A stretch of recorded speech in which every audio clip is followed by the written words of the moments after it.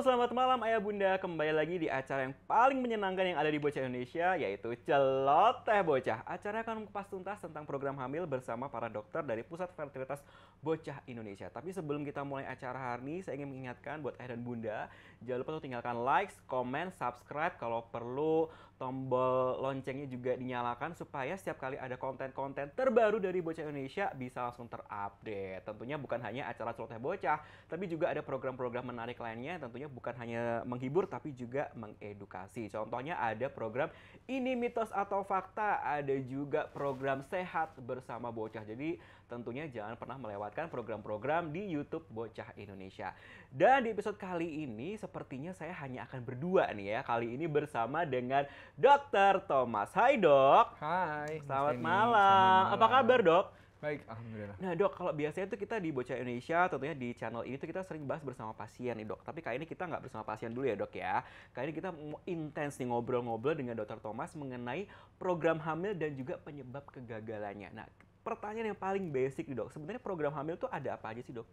Oke, jadi program hamil Hmm. sendiri tahapannya ya itu ada 3. Yang pertama itu program hamil alami, yang kedua inseminasi intrauterin, yang ketiga IVF atau bayi tabung. Wow, ada 3 ya, alami, inseminasi, dan juga bayi tabung. Nah, ini yang mungkin banyak sekali orang belum tahu perbedaan insem dan juga bayi tabung ini apa sih dok?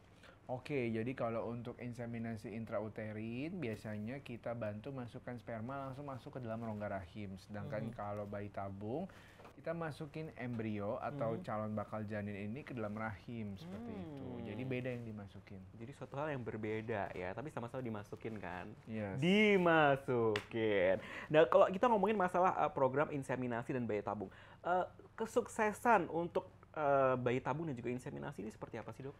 Tentunya berbeda jauh ya. Kalau inseminasi intrauterin sendiri itu kan karena kita masukkan sperma, jadi proses sperma mencari sel telur dan membuahinya itu masih terkategori alami. Kita hanya membantu memperpendek jarak tempuh sperma. Sedangkan kalau untuk bayi tabung, kita masukin embrio atau bakal janin yang tinggal siap dia nempel ke dinding rahim atau enggak. Jadi secara persentase kalau inseminasi itu angkanya di 15%, kalau bayi tabung itu 40-50%. Oh, jadi tingkat kesuksesannya juga berbeda. Nah, yang menyebabkan kesuksesan atau yang menyebabkan kegagalan apa aja sih dok? Biasanya yang sering dijumpai di pasien. Oke, sebenarnya sebelum ngomong kegagalan, kadang-kadang kan kita juga sebelum program itu ada pemeriksaan dasar nih. Dari pemeriksaan dasar ini juga ada kriteria-kriteria tertentu yang memang harus dipenuhi. Kadang-kadang ada juga pasien yang ekspektasinya kurang realistis. Jadi misalnya mungkin masalahnya agak berat, tapi misalnya dia pengen alami seperti itu, atau misalnya spermanya jumlahnya dikit banget, tapi tetap ngotot masih pengen mencoba inseminasi seperti itu. Jadi memang banyak faktor. Kalau untuk bayi tabung sendiri biasanya penyebab kegagalannya itu 70% karena embrionya yang kurang baik. Oh, oke. Jadi tentunya punya tingkat keberhasilan dan kegagalannya juga masing-masing berbeda. Banyak sekali tentunya para ayah bunda sedang menyaksikan acara hari ini. Tentunya ada beberapa pasien yang mengalami kegagalan berulang nih dok. Ternyata harus IVF sekali, 2 kali, 3 kali, bahkan ada yang 4 kali baru akhirnya berhasil. Itu kira-kira kebanyakan seperti apa sih dok masalah seperti itu dok? Oke, mungkin kadang-kadang siklus IVF-nya itu persiapannya mungkin kurang matang, itu juga bisa ya salah satunya. Nah, kalau biasanya kita di Bocah Indonesia sendiri, ketika pasien memutuskan untuk melakukan bayi tabung, biasanya dokter akan membutuhkan waktu selama 3 bulan untuk mempersiapkan siklus IVF tersebut. Misalnya dari minum vitamin, antioksidan supaya meningkatkan kualitas sel telur, terus juga sel spermanya dicek, bila ada masalah coba dioptimalkan dengan tim andrologi. Kemudian juga kalau yang pernah mengalami gagal IVF sebelumnya, biasanya juga kita sebelum melakukan IVF kita akan konsultasikan nih dengan namanya embryo counseling. Di situ ada dokter Maitra yang biasanya melakukan embryo counseling, kemudian melakukan evaluasi dari siklus-siklus IVF yang sebelumnya. Kira-kira ada nggak hal-hal yang bisa kita lakukan lebih baik agar hasil siklus IVF berikutnya ini baik dan berhasil. Lebih optimal dan berhasil tentunya. Nah, tadi udah dijelaskan nih sama Dr. Thomas. Ternyata tingkat keberhasilan dan penyebab kegagalannya itu bukan cuma hal yang simpel, tapi tentunya dari kedua belah pihak ya dok ya. Bukan hanya dari sisi istrinya nih, bukan dari sisi ibu-ibunya saja, termasuk juga dari sisi ayahnya. Jadi yang namanya berjuang bersama itu adalah dari dua belah pihak, dari sisi istri maupun sisi suami. Kalau para istri-istri, para bunda-bundanya nih bisa konsultasi, USG, tindakan semua dilakukan oleh dokter Objin. Salah satunya bersama Dr. Thomas ya kan. Tapi kalau dokter andrologi yang menangani adalah para pria yang menangani para ayah-ayahnya nih, pengecekan sperma, analisis dan sebagainya itu dilakukan oleh para dokter andrologi. Tapi kalau ayah bunda pernah mengalami kegagalan program hamil nih, pengen dievaluasi itu nanti larinya ke ini ya dok ya, program embrio konsul ya dok ya. Program embrio salah satunya bisa dilakukan bersama dengan dokter Maitra. Nah buat ayah dan bunda yang ingin melakukan konsultasi, melakukan tindakan program hamil di Bocah Indonesia, bisa langsung tanya jawab langsung melalui call center kami di 021 50 200 800 atau melalui DM Instagram kita @bocahindonesia_. Nah dok, pertanyaan selanjutnya nih dok, sebenarnya untuk apa sih dok persiapan yang harus dilakukan sebelum seorang itu akhirnya memilih bayi tabung deh atau insem deh, persiapannya apa sih dok? Oke, jadi kan memang kalau pasien baru datang, pemeriksaan dasar itu ada 3 ya. Yang pertama pasti kita akan melakukan USG transvaginal pada saat hari haid kedua atau ketiga, jadi lagi berdarah. Terus kalau melihat saluran itu kita melakukan namanya pemeriksaan HSG atau hysterosalpingografi karena di USG transvaginal tidak bisa melihat kelancaran dari saluran telur atau tuba sendiri. Dan yang ketiga paling sederhana yaitu pemeriksaan analisa sperma. Nah itu ya, pemeriksaan basic terlebih dahulu sebelum akhirnya masuk ke dalam program hamil sesungguhnya.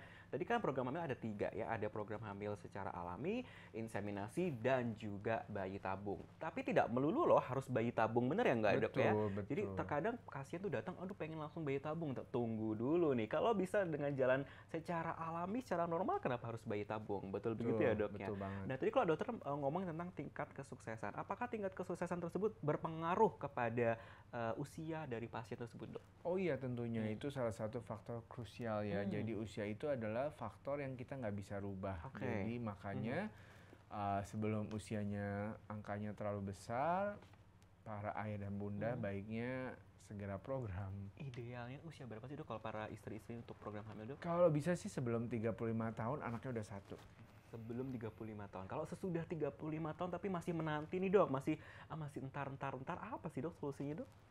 Paling kalau memang misalnya belum yakin, ya paling setidaknya nih untuk mempertahankan kesuburan, biasanya kita bisa mungkin mempertimbangkan untuk melakukan simpan beku sel telur. Betul, bisa lakukan egg freezing dan juga ayahnya bisa melakukan sperm freezing juga. Supaya nanti ketika sudah siap untuk program hamil, yang sel terbaiknya sudah disiapkan terlebih dahulu ya dok ya. Nah itu sempat kita bahas juga nih di episode sebelum ini ya, kita ngomongin tentang egg freezing.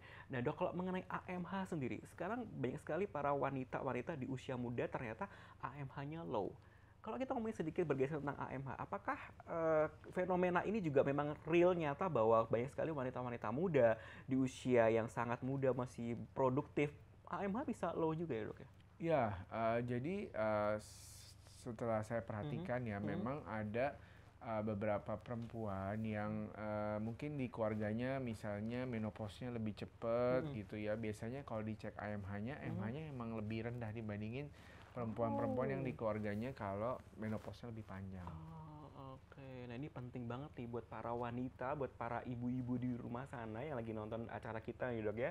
Jangan ragu nih kalau misalnya ingin program hamil atau mungkin belum ingin program hamil sekalipun, memang merencanakan untuk menikah, jangan lupa juga untuk melakukan cek AMH ini ya dok ya. Karena dari situ kita tahu nih kesuburan kita seperti apa. Salah satu tandanya kita tahu kesuburan kita seperti apa, bagus atau tidak adalah dari siklus menstruasi ya dok ya. Berapa lama siklus menstruasinya, sakit atau enggak ada apa ya dok ya, kayak pendarahan yang berlebih gitu ya dok ya, kadang-kadang ya dok ya. Nah itu juga perlu segera dikonsultasikan nih, dicek aja terlebih dahulu, jangan sampai nanti setelah ingin melakukan program hamil baru tindakannya jadi semakin terlambat. Dan sekali lagi kita berpacu pada usia ya dok ya. Semakin usia kita bertambah, sel telur maupun sel sperma juga tentunya kualitas akan semakin turun, jumlahnya juga akan semakin turun.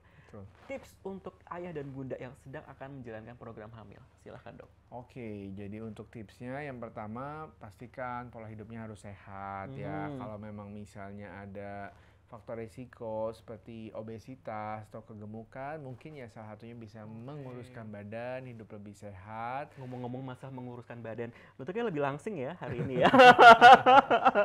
Sudah turun berapa kilo, Dok? 20 kilo.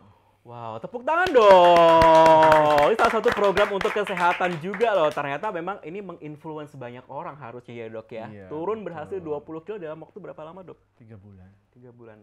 Ini nanti kita kapan-kapan kita bagi bagi tips diet dari Dokter Thomas ya, Ayah Bunda ya. Silakan, Dok, dilanjutkan, Dok. Oke, terus juga minum vitamin ya, Minum misalnya vitamin. seperti asam folat. Oke.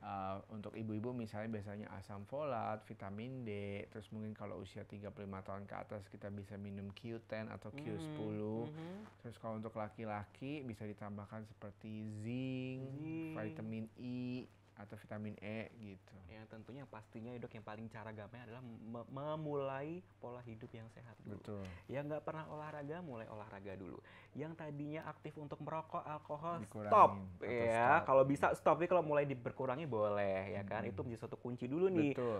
Kalau kayak gaya hidup kita mulai sehat, badan kita juga akan jadinya sehat, akan jadi clean, akan jadi bersih, sehingga nanti insya Allah kalau ternyata nanti ada program hamil bisa dilancarkan ya, Dok ya. Betul Tapi sebelum sekali. menjalani program hamil, jangan lupa untuk melakukan konsultasi dulu nih. Salah satunya melalui program B4L seperti ada USG, ada konsultasi dengan dokter obgyn, analisa sperma, dan juga konsultasi dengan dokter andrologi.